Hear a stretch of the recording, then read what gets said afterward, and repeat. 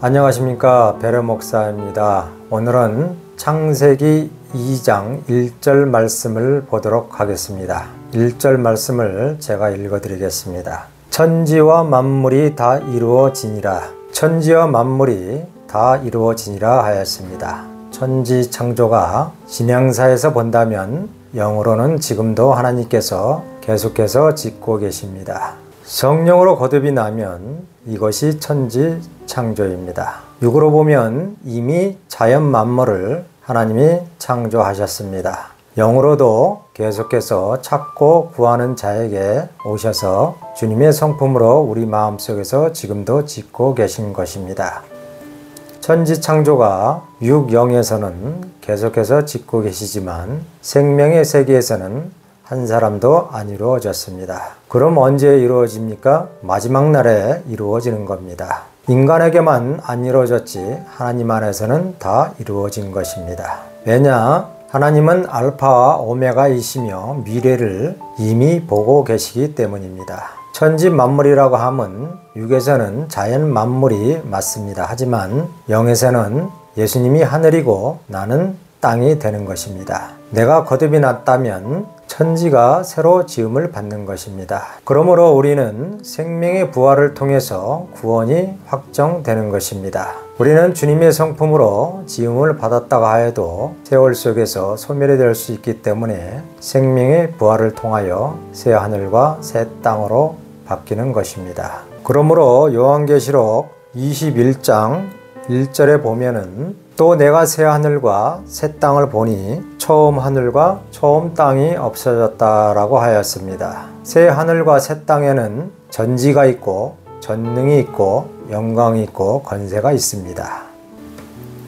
다시 3절을 보겠습니다. 하나님이 그 일곱째 날을 복되게 하사 거룩하게 하셨으니 이는 하나님이 그 창조하시며 만드시던 모든 일을 마치시고 그날에 안식하셨습니다. 여기서 일곱째 날을 거룩해 했다고 했지만 날짜가 아닙니다. 일곱은 예수님의 성품의 상징이 말입니다. 여기서 일곱째 날은 예수님을 가리키기도 하고 생명의 세계를 가리키기도 합니다. 마지막 날이 일곱째 날이 되는 것입니다. 엿새 동안 지은 것 말고 부활된 그날이 일곱째 날입니다. 생명 안에 있는 사람은 죽어도 주님 안에서 편히 꿀잠 자듯이 자다가 동시 부활에 참여하는 것입니다. 그래서 성경에서는 죽는다는 표현을 안 쓰고 편히 잔다라는 말을 하는 것입니다. 따로따로 한 사람씩 부활시키는 것이 아니라 일시에 부활하기 때문에 하나님은 부활시킬 때까지 계속 과거에도 지금도 미래에도 그 수가 차기까지 언제인지는 모르지만 예수님은 이런 말씀을 하십니다. 요한복음 5장 17절 말씀에 예수님께서 그들에게 이르시되 내 아버지께서 이제까지 일하시니 나도 일하신다 라고 하셨습니다. 그 수가 차서 부활에 이르기까지 성령께서 일을 하신다는 것입니다. 여섯째 날에 천지 만물을 다 만드시고 일곱째 날에 쉬셨다고 하였습니다. 하나님이 일곱째 날에 쉬셨으니 우리도 쉬자. 우리가 생각하는 그런 안식일이 아닙니다. 문자상으로는 맞지만 이것은 육이고 영으로는 안식일이 예수님을 가리켰던 것이고 생명으로는 부활된 성도가 거룩하다는 것입니다. 예수님이 안식일의 본체이시니 그 영을 받으면 우리가 안식일을 누리는 자가 되는 것입니다. 잠깐 1장 31절 말씀을 보겠습니다. 하나님이 지으신 그 모든 것을 보시니 보시기에 심히 좋았더라. 심히 좋았더라고 말씀하였습니다. 하나님이 무엇이 보기에 좋았다는 것입니까? 바로 부활된 사람이 좋았다는 것입니다. 영에서는 거듭난 사람이 보기 좋았고 생명에서는 부활에 이르는 사람이 보기 좋았던 것입니다. 물론 하나님이 지으신 자연 만물도 아름답고 좋지만 그러나 성경은 구경하는 것을 말하는 것이 아니라 하나님과 더불어 즐거워하는 사람, 거듭난 성도와 항상 즐거워한다는 것입니다. 내가 하나님을 즐거워해야 하나님도 나로 하여금 즐거워하는 것입니다. 하나님만 즐거워하고 내가 안 즐거워하면 그것은 말이 안 맞습니다. 다시 2장 4절 말씀을 보겠습니다. 이것이 천지가 창조될 때 하늘과 땅의 내력이니 여호와 하나님이 땅과 하늘을 만드시던 날이라고 하였습니다. 여기 여호와라는 말이 나옵니다. 1장에서는 하나님만 나오는데 2장에서는 여호와라는 말이 하나가 더 붙습니다. 1장에서는 창조자 하나님을 말하는 것이고 2장에서는 여호와는 하나님이 대행사로서 천사를 사용합니다. 하나님은 만물을 지으셔서 여호와에게 맡기셨던 것입니다. 그래서 여호와 하나님이라고 말을 하는 것입니다. 그럼 왜 여호와가 하나님을 대행할까요? 빌립보서 2장 6절에 보면은 하나님의 본체는 예수님이라고 하였습니다. 그리고 히브리서 2장 2절에 보면은 구약을 천사들로 통하여 기록하였다고 하였습니다. 그러므로 여호와는 하나님의 본체가 아닙니다. 여호와에 대해서 좀 설명을 하자면은 여호와라는 의미는 구원자라는 뜻입니다. 성경에 구원자가 셋이 있습니다. 여호수아도 구원자, 여호와도 구원자, 예수님도 구원자. 원어에 보면은 이 셋이 다 구원자란 뜻입니다. 여호수아는 가나안 땅을 나눠줬다고 해서 육의 구원자, 여호와는 이스라엘에게 율법을 주었다고 해서 영의 구원자, 예수님은 생명을 주어서 생명의 구원자, 이렇게 셋으로 나눠볼 수가 있습니다. 육의 구원자는 여호수아, 영의 구원자는 여호와, 생명의 구원자는 예수님이십니다. 이 셋 중에서 진짜 구원자가 누구입니까? 바로 예수님이십니다. 그럼 오늘날 우리는 누구의 도움을 받아야 합니까? 여호수아도 아니고 여호와도 아니고 오직 예수님의 도움을 받아야 합니다.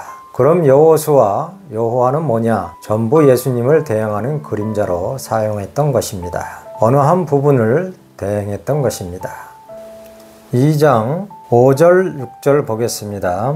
여호와 하나님이 땅에 비를 내리시지 아니하셨고 땅을 갈 사람도 없었으므로 들에는 초목이 아직 없었고 밭에는 채소가 나지 아니하였으며 안개만 땅에서 올라온 지면을 적셨더라. 이 구절을 보면은 하나님이 자연 만물을 육에서 보면은 먼저 지어놓고 사람을 지으셨다는 것입니다. 인간이 태어난 연수는 알 수 없으나 사람은 만물보다 나중에 나온 것입니다.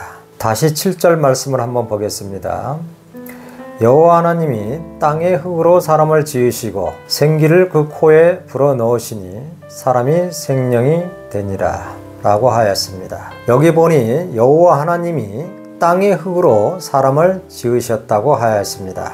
얼핏 보면 창조자 하나님이 직접 사람을 지으신 것처럼 나옵니다. 하지만 천사가 하나님을 대행해서 사람을 지으셨던 것입니다. 하나님을 대행했기 때문에 하나님이 지었다고 하는 것입니다. 예를 들어서 대통령의 명령에 의해서 한 것은 무조건 대통령이 한 것입니다. 천사가 하나님의 지혜와 지식을 가지고 하나님이 시키는 대로 하였던 것입니다. 겉을 천사가 지었기 때문에 지음받은 인간들이 죄를 범하는 것입니다. 창세기 6장 6절 말씀을 한번 보겠습니다. 땅 위에 사람을 지으셨음을 한탄하시고 마음에 근심하시고라는 말을 합니다. 하지만 창조자는 후회함이 없는 것입니다.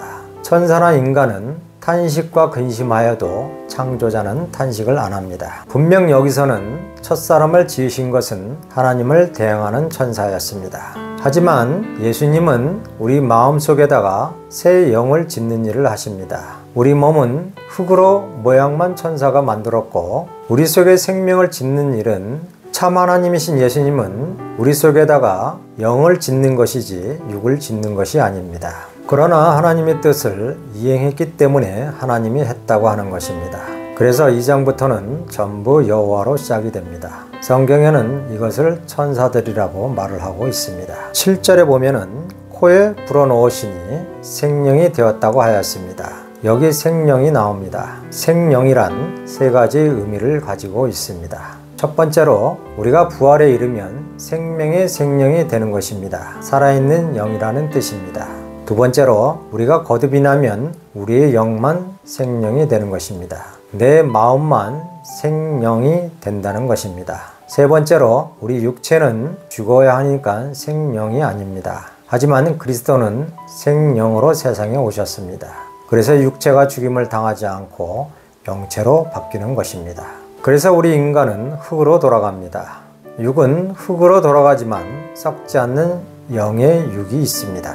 이 영이 그리스도를 닮아서 영체라는 옷을 하나 더 입게 됩니다. 육체가 있듯이 영체도 있는 것입니다. 생명이란 이성과 지성과 양심을 성경에서는 생명이라고 합니다. 생기나 생명이 같은 의미입니다. 순수하게 이 이성과 지성과 양심을 가지고 하나님을 섬긴다면 옛날이나 현재나 앞으로도 생명의 성령을 하늘에서 주시는 것입니다. 전 인류에게 하나님께서 이성과 지성과 양심을 주신 것입니다. 근데 세월 속에서 하나님이 순수하게 주신 이 생기가 악으로 변했던 것입니다. 이것을 회복하는 것이 거듭남입니다.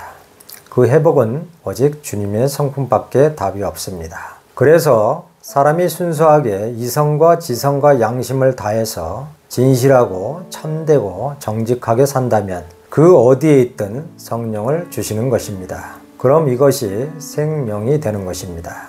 영의 생명은 거듭남을 통하여 일어납니다. 생명의 생명은 부활을 통해서만 일어나는 것입니다.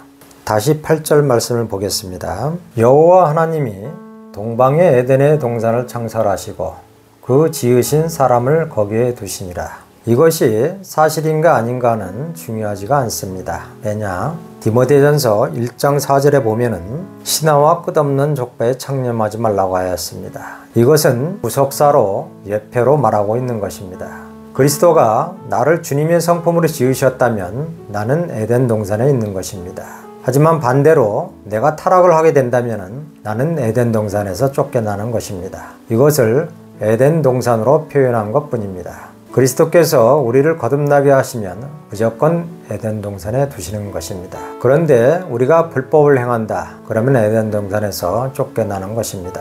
다시 9절 말씀을 보겠습니다. 여호와 하나님이 그 땅에서 보기에 아름답고 먹기 좋은 나무가 나게 하시니 동산 가운데에는 생명나무와 선악을 알게 하는 나무도 있더라. 여기서 보면은 가운데란 말이 나옵니다.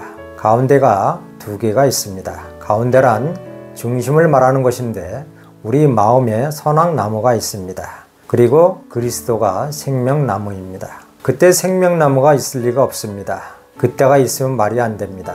그럼 무엇으로만 있습니까? 문서적으로만 있는 것입니다. 선악나무가 먹음직도 하고 보암직도 하다고 하였습니다. 무엇으로 보아서 그렇습니까? 뱀의 유혹으로 보니까 그런 것입니다. 로마서 3장 20절에 보면은 율법을 보니까 죄가 깨달아지더라 하였습니다. 죄를 깨달았다고 해서 사함을 받는 것은 아닙니다. 그럼 뭐겠습니까? 오직 그리스도의 피로만 사함이 되는 것입니다. 처음에 말씀드릴 때 피는 주님의 성품이라고 하였습니다. 죄를 깨달아야 그리스도에게로 가기 때문입니다. 반대로 죄를 모르니 그리스도에게로 안 가는 것입니다. 오늘날 우리 하나님 입장에서 본다면 인간들에게 엄청 살기 좋도록 환경을 만들어 주셨습니다. 근데 인간들이 탐욕에 사로잡혀서 불평이 많고 원망이 많고 더 살기가 힘들어졌습니다. 왜 그럴까요? 세상이 악해서 그런 것입니다. 악해졌기 때문에 살기가 힘든 것입니다. 내가 잘해도 옆에서 악을 행하니 사회 구조상 안 되게 되어 있습니다. 교통사고 조심해야 합니다. 그런데 소용없습니다. 내가 운전을 잘해도 상대가 잘못해서 그런 것입니다. 원래 하나님은 먹음직스럽고 먹기 좋은 과실을 세상에 내놨으며 인간들이 살기 좋게 모든 만물을 지어 놓았던 것입니다. 그런데 사람들 스스로 악을 행함으로 사망의 길을 자초하였던 것입니다. 선악을 알게 하는 나무가 사람 자체입니다. 인간들 마음속에는 선과 악이 있습니다. 선도 있고 악도 있습니다. 선과 악이 섞여 있습니다. 상황에 따라서 선과 악이 공존합니다. 오늘은 여기까지 하겠습니다. 다음 시간에 또 뵙겠습니다. 감사합니다.